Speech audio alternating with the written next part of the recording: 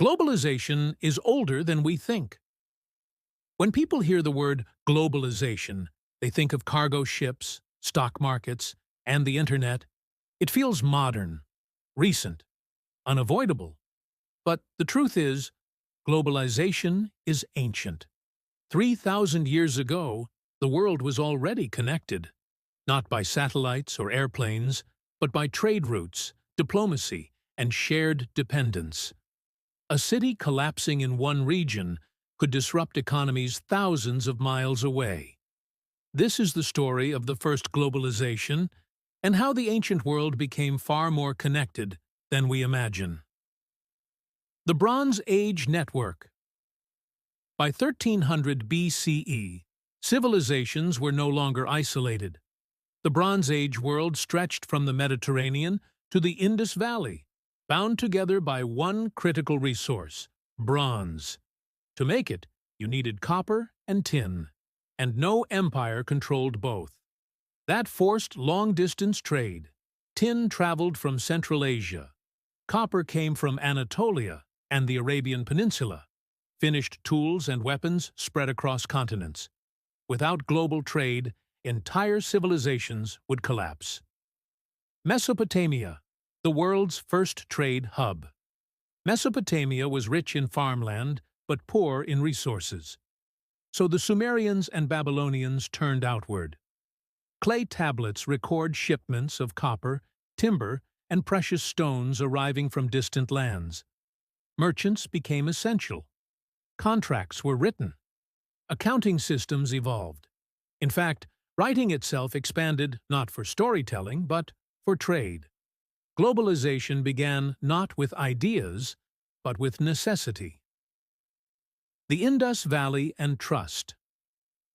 Far to the east, the Indus Valley civilization mastered something critical for global trade: standardization.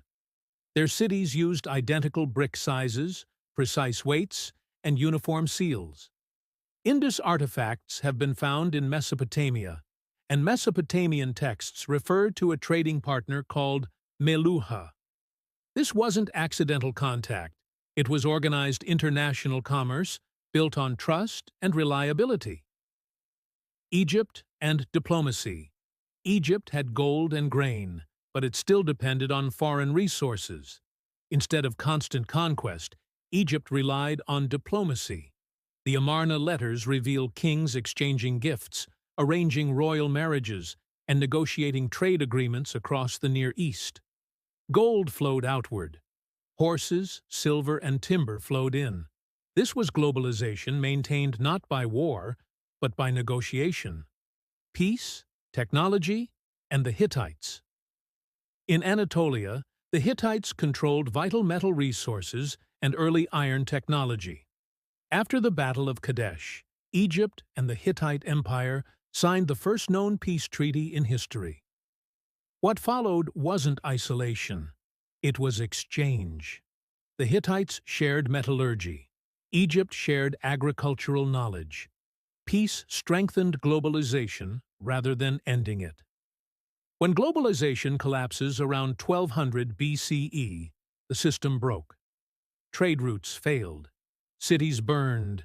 Empires vanished. The Bronze Age collapse destroyed the Hittites, weakened Egypt, and erased Mycenaean Greece. Without trade, bronze disappeared. Without bronze, armies collapsed. It was the world's first global economic crash. Interconnection had created prosperity and shared vulnerability. Persia and the first global system. 2 centuries later, Persia rebuilt globalization. Better. The Persian Empire connected continents with roads, standardized coinage, and legal tolerance. Messages crossed thousands of miles in days. Instead of destroying local cultures, Persia integrated them. This was globalization with administration.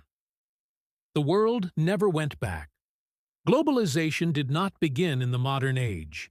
It began when civilizations realized they could not survive alone. Every supply chain today has ancient roots.